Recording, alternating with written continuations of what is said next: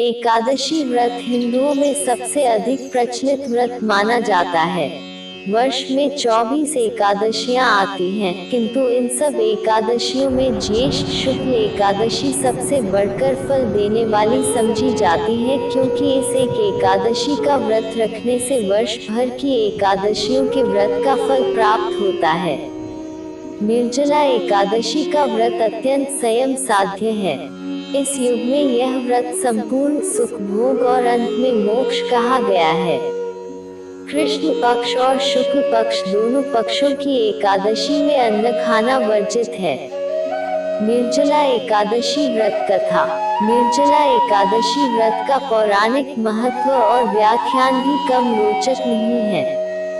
जब सर्वज्ञ वेदव्यास ने पांडवों को चारों पुरुषार्थ धर्म अर्थ काम और मोक्ष देने वाले एकादशी व्रत का संकल्प कराया था, तब युधिष्ठिर ने कहा, जनार्दन, ज्येष्ठ मास के शुक्ल पक्ष में जो एकादशी पड़ती हो, कृपया उसका वर्णन कीजिए। भगवान श्री कृष्ण ने कहा, हे राजन, इसका वर्णन परम धर्मात्मा सत्यवती नंदन व्यास जी करेंगे, क्योंकि ये संपूर्ण शास्त्रों के तत्वज्ञ और वेद वेदांगों के पारंगत विद्वान हैं।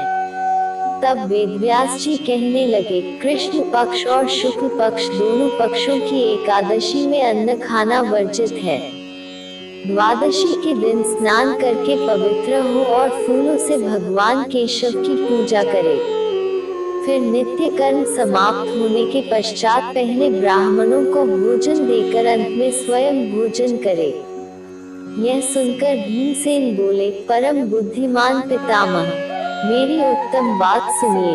राजा युधिष्ठिर, माता कुंती, द्रौपदी, अर्जुन, नकुल और सहदेव ये एकादशी को कभी भोजन नहीं करते तथा मुझसे भी हमेशा यही कहते हैं कि भीमसेन एकादशी को तुम भी न खाया करो, परंतु मैं उन लोगों से यही कहता हूँ कि मुझसे भूख नहीं सही जाएगी।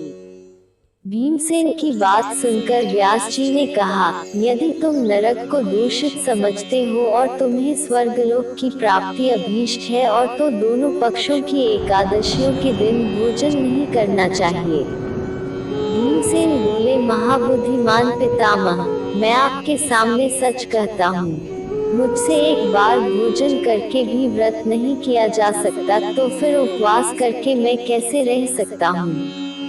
मेरे उदर में वृक नामक अग्नि सदा प्रज्वलित रहती है, अतः जब मैं बहुत अधिक खाता हूँ तभी यह शांत होती है।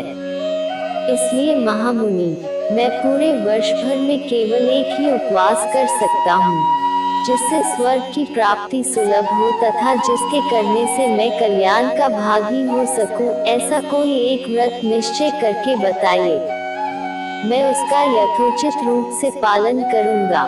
व्यास जी ने कहा, भीम, ज्येष्ठ मास में सूर्य वृष राशि पर हो या मिथुन राशि पर शुक्ल पक्ष में जो एकादशी हो, उसका यत्नपूर्वक निर्जल व्रत करो। केवल कुल्ला या आचमन करने के लिए मुख में जल डाल सकते हो, उसको छोड़कर किसी प्रकार का जल विद्वान पुरुष मुख में न डाले, अन्यथा व्रत भंग हो जाता है। एकादशी को सूर्योदय से लेकर दूसरे दिन के सूर्योदय तक मनुष्य जल का त्याग करे तो यह व्रत पूर्ण होता है।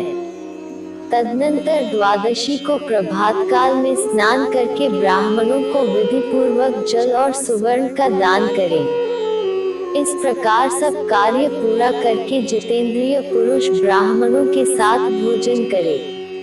वर्ष भर में जितनी एकादशियां होती हैं, उन सब का फल निर्जला एकादशी के पालन मात्र से मनुष्य प्राप्त कर लेता है, इसमें तनिक भी कोई संदेह नहीं है। शंख चक्र और गदा धारण करने वाले भगवान केशव ने मुझसे कहा था कि यदि मानव सबको छोड़कर एकमात्र मेरी शरण में आ जाए और एकादशी को निराहार रहे तो वह सब पापों से छूट जाता है। एकादशी व्रत करने वाले पुरुष के पास विशालकाय, विकराल आकृति और काले रंग वाले दंत पाशधारी भयंकर यमदूत नहीं जाते। अंतकाल में पीताम्बरधारी, सौम्य स्वभाव वाले, हाथ में सुदर्शन धारण करने वाले और मन के समान वेगशाली विष्णुदूत आखिर इस वैष्णव पुरुष को भगवान विष्णु के धाम में ले जाते हैं। अतः निर्जला एकादशी को पूर्ण यत्न करके उपवास और श्रीहरि का पूजन करो। स्त्री हो या पुरुष, यदि उसने मेरु पर्वत के बराबर भी महान पाप किया हो तो वह सब इस एकादशी व्रत के प्रभाव से भस्म हो जाता है। जो मनुष्य उस दिन जल के नियम का पालन करता है वह पुण्य का भागी होता है। उसे एक एक प्रहर में कोटि कोटि स्वर्ण मुद्रा दान करने का फल प्राप्त होता सुना गया है।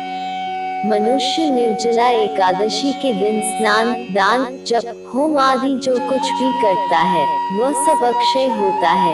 यह भगवान श्री कृष्ण का कथन है। निर्जला एकादशी को विधि पूर्वक उत्तम रीति से उपवास करके मानव वैष्णव पद को प्राप्त कर लेता है।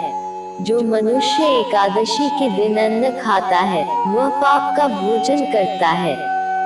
इस लोक में वह चांडाल के समान है और मरने पर दुर्गति को प्राप्त होता है।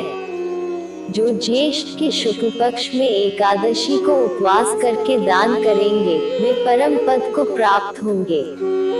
जिन्होंने एकादशी को उपवास किया है वे ब्रह्महत्यारे, शराबी, चोर तथा गुरुद्रोही होने पर भी सब पातकों से मुक्त हो जाते हैं। कुंती नंदन, निर्जला एकादशी के दिन श्रद्धालु स्त्री पुरुषों के लिए जो विशेष दान और कर्तव्य विहित हैं, उन्हें सुनो। उस दिन जल में शयन करने वाले भगवान विष्णु का पूजन और जलमयी धेनु का दान करना चाहिए अथवा प्रत्यक्ष धेनु या घृतमयी धेनु का दान उचित है। पर्याप्त दक्षिणा और भांति भांति के मिष्ठानों द्वारा यत्नपूर्वक ब्राह्मणों को संतुष्ट करना चाहिए। ऐसा करने से ब्राह्मण अवश्य संतुष्ट होते हैं और उनके संतुष्ट होने पर श्रीहरि मोक्ष प्रदान करते हैं। जिन्होंने शम, दम और दान में प्रवृत्त हो श्रीहरि की पूजा और रात्रि में जागरण करते हुए इस निर्जला एकादशी का व्रत किया है, उन्होंने अपने साथ ही बीती हुई 100 पीढ़ियों को और आने वाली 100 पीढ़ियों को भगवान वासुदेव के परम धाम में पहुंचा दिया है।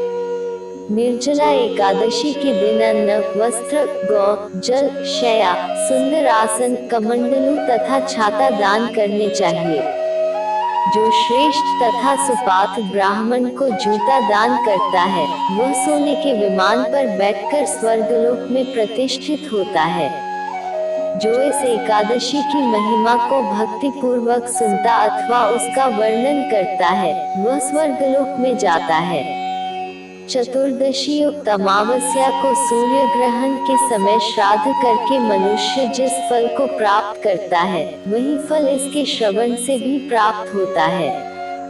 पहले दंतधावन करके यह नियम लेना चाहिए कि मैं भगवान केशव की प्रसन्नता के लिए एकादशी को निराहार रहकर आचमन के सिवा दूसरे जल का भी त्याग करूंगा।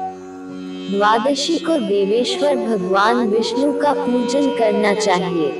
गंध, धूप, पुष्प और सुंदर वस्त्र से विधि पूर्वक पूजन करके जल के घड़े के दान का संकल्प करते हुए निम्नांकित मंत्र का उच्चारण करें।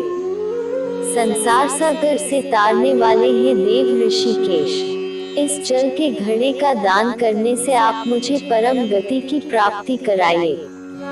भीमसेन, ज्येष्ठ मास में शुक्ल पक्ष की जो शुभ एकादशी होती है उसका निर्जल व्रत करना चाहिए।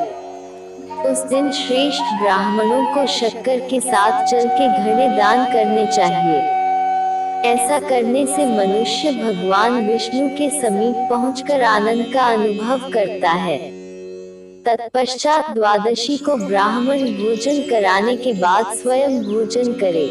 जो इस प्रकार पूर्ण रूप से पापनाशिनी एकादशी का व्रत करता है वह सब पापों से मुक्त हो आनंदमय पद को प्राप्त होता है। यह सुनकर भीमसेन ने भी इस शुभ एकादशी का व्रत आरंभ कर दिया। तब से यह लोक में पांडव द्वादशी के नाम से विख्यात हुई। ज्येष्ठ शुक्ल पक्ष एकादशी के ही दिन भगवान श्री कृष्ण ने देवी रुक्मणी का हरण किया था, अतः यह एकादशी रुक्मणी हरण एकादशी के नाम से भी जानी जाती है।